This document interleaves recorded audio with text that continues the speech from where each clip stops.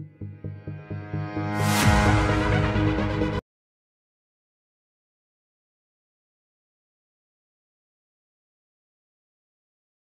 guys, welcome back to our channel, another new video. So in today's video we will discuss about some top 10 IELTS tips and which you can obtain and get good one score in your IELTS exam. So आज की इस video में हम लोग आपको IELTS speaking के 10 ऐसे tips बताने जा रहे हैं जिसकी मदद से आप अपने IELTS स्पीकिंग एग्जाम में कम से कम ज़्यादा से ज़्यादा बोल लीजिए 8 बैंड अचीव कर सकते हैं। अगर आप उन सभी टिप्स को ऑब्टेन करते हैं, उससे पहले एक बात उन सभी व्यूअर्स के लिए जो हमारी वीडियोस को देख के नीचे कमेंट करते हैं कि आपकी वीडियोस अच्छी नहीं है, आप जस्ट व्यूज़ के लिए ये सब बोल रहे हैं, उन सबको एक बात बताना चाहते हैं कि हमारे चैनल का मोनेटाइजेशन बंद है। उसका मतलब, मोनेटाइजेशन का मतलब, जब हम यूट्यूब पे कोई भी वीडियो देखते हैं उसके बीच ऐड आती है और उस ऐड से कोई भी यूट्यूबर रेवेन्यू अर्न करता है, वो मोनेटाइजेशन ही हमारे चैनल की बंद है, तो हम कहाँ से व्यूज़ के लिए ये वीडियोस बनाएंगे। हमारी फैमिली जो IELTS गैलेक्सी की फैमिली है वो 1 लाख से ऊपर जा चुकी है, तो ये हमारी रिस्पॉन्सिबिलिटी बनती है कि उन सभी कैंडिडेट्स को, उन सभी IELTS टेकर को हम लोग अपनी ओर से अच्छा कंटेंट दें।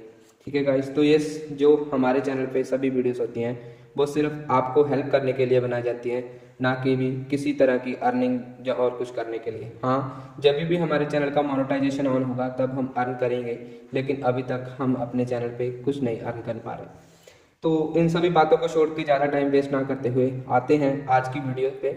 आज की वीडियो IELTS के टॉप 10 टिप्स के पे होने वाली है, जो कि स्पीकिंग के रिगार्डिंग होगा। उससे पहले आप वीडियो को तो ही कंटिन्यू करिएगा, तो ही वीडियोस को एंड तक देखिएगा।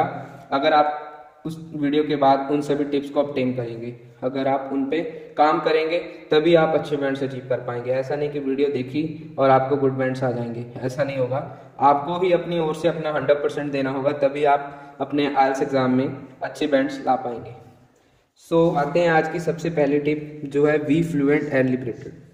इसका मतलब कि बहुत सारे कैंडिडेट्स अपने IELTS एग्जाम में बहुत मुश्किल से मुश्किल वोकैबुलरी यूज़ करते हैं, जिसकी वजह से बहुत टाइम उनकी फ्लुएंसी में प्रॉब्लम आ जाती है। इसका मतलब आपको speak fluent, you will gain more points, don't worry too much about using clever vocabulary. अगर आप ज़्यादा क्लेवर वोकैबुलरी नहीं यूज़ करेंगे और फ्लुएंसी में बोलेंगे तो भी आपको अच्छे बैंड्स आने के चांसेस हैं। It's more important to fluent. ज़्यादा क्लेवर वोकैबुलरी यूज़ करने से ज़्यादा अच्छा है कि आप फ्लुएंट बोलें, अपना पॉजेस बहुत कम दें, but also don't speak too quick and mind your grammar. हाँ, साथ में आपको अपनी ग्रामर पे ध्यान देना चाहिए और इतना तेजी से जवाब नहीं देना चाहिए अपने क्वेश्चन का, जो आपका एग्जामिनर आपको आस्क कर रहा है उसका जल्दी से आंसर नहीं देना चाहिए। Speak fluent and in slow motion. ज़्यादा स्लो भी नहीं बोलना है, ज़्यादा तेज भी नहीं बोलना है। ऐसा नहीं एग्जामिनर को शो करना कि हमको एकदम से क्वेश्चन का आंसर आता है और आप एकदम से उसको दे देंगे, ऐसा कुछ नहीं करना। ठीक है, you should find A healthy balance. Healthy balance का मतलब कि आपको मेंटेन करनी होगी अपनी स्पीकिंग लैंग्वेज और अपनी ग्रामर और साथ में अपनी स्पीड बोलने की, सभी, तो वो मिलके हेल्थी बैलेंस बन जाएगा between speaking too quickly and making long pauses.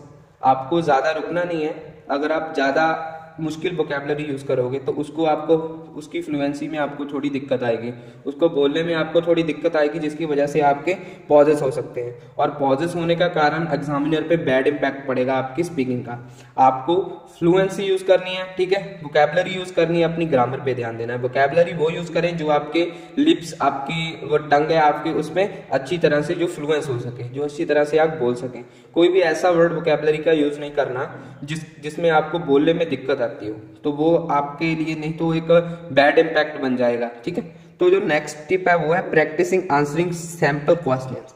जी हाँ दोस्तों, typically you will be asked about everyday topics such as work, study, sports, family and so on. इसका मतलब कि जो स्पीकिंग में क्वेश्चन पूछे जाते हैं वो हमारे डेली बेसिस पे होते हैं। जैसे टॉपिक्स जो होते हैं वो सच एज वर्क पे होता है, स्टडी पे होता है, स्पोर्ट और फैमिली पे होता है। So you should try answering IELTS speaking questions before the exam. आप अपने IELTS स्पीकिंग के टेस्ट से पहले आप उन सभी क्वेश्चन का आंसर देना शुरू कर दीजिए इंग्लिश में। अपने आप से बात करिए, आप मिरर के सामने प्रैक्टिस कर सकते हैं इसकी। ठीक है, तो ये आपके लिए एक अच्छा बेनिफिट होगा। You will be surprised how simple they are. आप अगर उसकी प्रैक्टिस करेंगे एग्जाम से पहले, जो टॉपिक्स होते हैं such as work, study, sports और फैमिली, इन सभी से रिलेटेड पूछा जाता है स्पीकिंग में।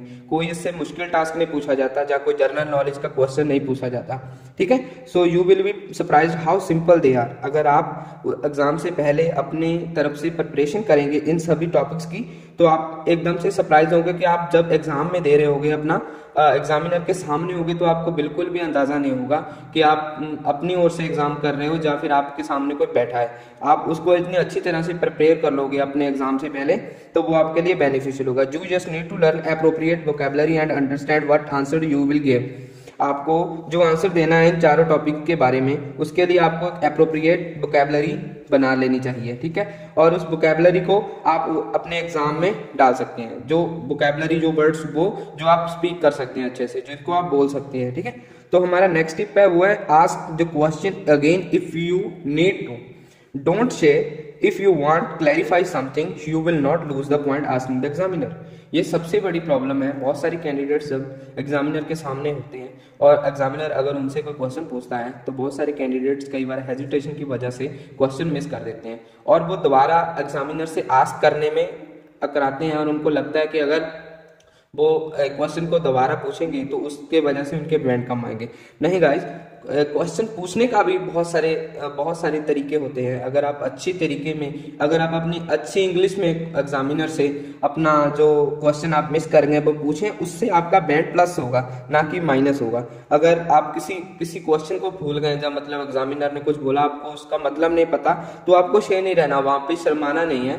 आपको जस्ट बोलना है पार्डन, या please I don't understand that word, या I never come across that word. आप इन सभी चीजों को यूज कर सकते हैं। ज्यादा मोस्टली प्रेफर करते हैं पार्डन। पार्डन का मतलब हो क्या, एक बार उनको निर्मता के साथ कि आप रिपीट कर दीजिए, सॉरी, ठीक है। तो जो हमारा नेक्स्ट टिप है वो है be emotional. Speak with emotions, nothing separates the experienced speaker from beginners as tone of the speech. Express your feelings like you would be using your native language. कभी भी इंग्लिश बोलते समय आपको hesitate नहीं होना और अपने जो एक्सप्रेशन है उनको मतलब इधर उधर नहीं ले जाना। ऐसा एक्सप्रेशन बनाना है कि जो आप वर्ड बोल रहे हो कि एग्जामिनर को लगे कि आप एक नेटिव स्पीकर की तरह अपना जो एग्जाम है वो दे रहे हैं, ठीक है गाइस। ये सबसे बड़ी मोस्ट इंपॉर्टेंट टिप मानी जाएगी, क्योंकि आपका जो फर्स्ट जो इंप्रेशन होता है जब आप स्पीकिंग कर रहे होते हो, एग्जामिनर आपका इंप्रेशन नोट कर रहा होता है। अगर तो आप किसी दिक्कत में उसको बोलोगे तो एग्जामिनर उसको फाइंड आउट करेगा कि ये इंग्लिश मतलब अंदर से नहीं निकाल रहा, अपने मतलब पूरे अंदर से नहीं बोला। तो आपको एक्सप्रेशन साथ में लेके जाना है अपनी स्पीकिंग के। तो जो फिफ्थ वन है वो है extend your speech. Extend your speech, इसका मतलब try to speak at least more than the examiner. If you are asked a question using one sentence, respond with two or more and never give short, uncommunicative replies. इसका मतलब अगर examiner आपसे कोई question पूछता है, जैसे कि मान लीजिए एग्जामिनर की ओर से do you do any sport, आपका क्वेश्चन होगा नो, सो ये रॉन्ग है। आपको उसका क्वेश्चन देना है, उसको एक्सटेंड करना है, थोड़ा उसके आंसर को एक्सटेंड करना है। आपका आंसर होना चाहिए no I don't like sports, don't stop there. Okay, यहाँ पे खत्म नहीं करना कि आपको स्पोर्ट्स लाइक नहीं है। आप आगे बोल सकते हैं I am not a very active person and I will never like PE in school, but I like play intelligent games like जो हमारा चेस और समथिंग एल्स आप बोल सकते हो, कुछ भी। आपको उसका जो आंसर है उसको एक्सटेंड करना है, ना कि उसको जैसे दो वर्ड्स में खत्म कर देना। जैसे एग्जामिनर आपसे कुछ भी पूछेगा, आपने उसके आंसर को एक्सटेंड करके बोलना है, तो ये आपके लिए एक प्लस पॉइंट होगा, ठीक है। तो जो नेक्स्ट टिप है वो है बी कोहेरेंट। इसका मतलब using linking words, structures, words, phrases like however, nevertheless, all in all and moreover. इसका मतलब आपको कभी भी जब भी आप स्पीकिंग कर रहे हो तो आपको उसमें एक ही वर्ड नहीं बोल देना। जैसे आप जैसे नेक्स्ट लाइन में जा रहे हो, आप बोलोगे एंड, बार बार एंड का यूज नहीं करना। उसकी जगह पे आप forever, nevertheless, all in all, moreover ऐसे फ्रेजेस को यूज कर सकते हैं। इसके लिए हम आपके लिए एक अलग वीडियो बनाएंगे, जो टॉप 14 फ्रेजेस हैं आपके लिए, लिंकिंग वर्ड्स इनको बोल सकते हैं। उसके लिए एक अलग वीडियो बनेगी, आप वो भी हमारे चैनल पे देख सकते हैं। हमारे चैनल को सब्सक्राइब करके लिख लीजिए, आने वाले दिनों में बहुत सारी नई वीडियोस आने वाली हैं इससे रिलेटेड। तो जो 7वां टिप है वो है 7th number, give your self time to think.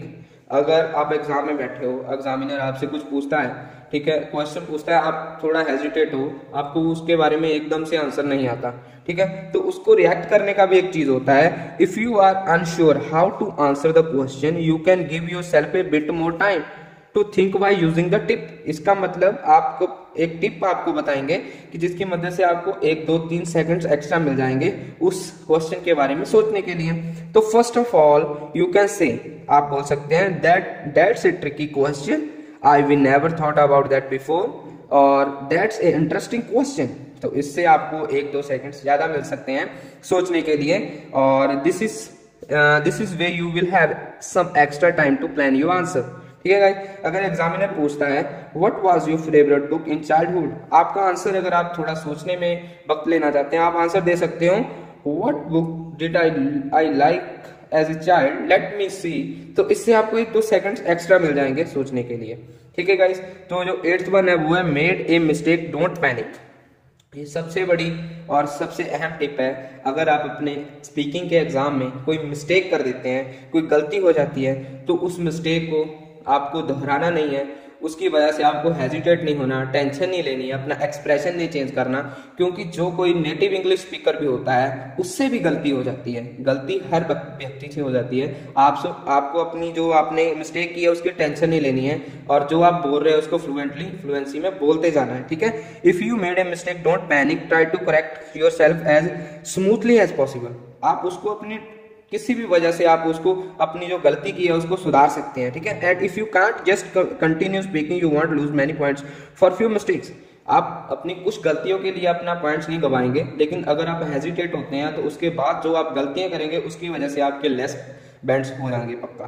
तो अगर आप थोड़ी बहुत ही मिस्टेक्स करते हैं, आपको पता चल जाता है, तो उन पे हेजिटेट होने का कोई भी मतलब नहीं है गाइस। ठीक है, जो 9th वन है वो है make a good first impression.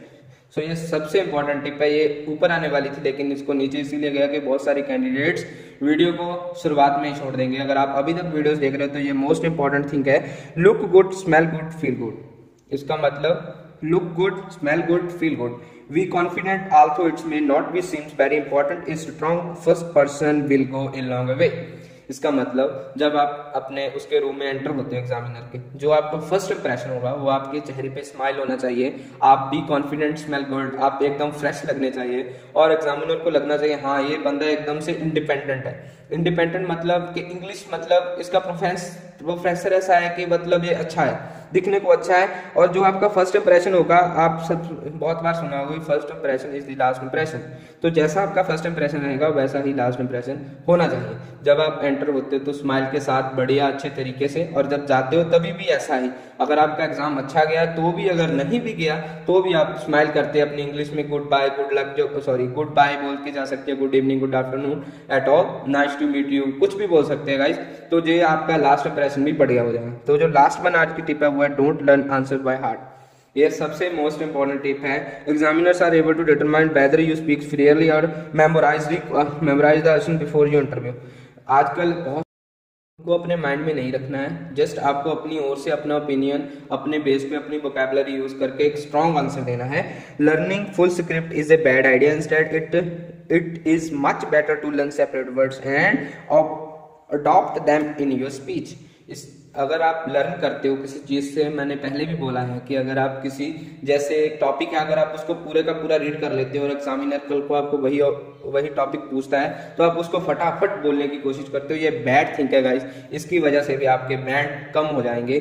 आपको उनमें से कुछ वोकैबुलरी यूज करनी चाहिए जो आपने लर्न करा है। सबसे जो जरूरी है कि आप वोकैबुलरी की कलेक्शन बना सकते हैं। आप सोचिए कि एक 20 वर्ड्स ले लीजिए वोकैबुलरी के अच्छे, जो बहुत अच्छे वर्ड्स हैं, उसके लिए भी हम अलग से एक वीडियो बना देंगे आपके लिए। उन सभी वर्ड्स को सोचिए कि आपको कैसे आपके स्पीकिंग के एग्जाम में आपको देना है उनका, बस आपको बोलना है उनको किसी वजह से, किसी ना किसी वे में उसको बोलना है। ऐसा नहीं कि ऐसे बोलना है ना, बस किसी लेंथ में, किसी सेंटेंस में उनको यूज करके बोलना है, तो जो आपके बैंड्स में अच्छे आ सके।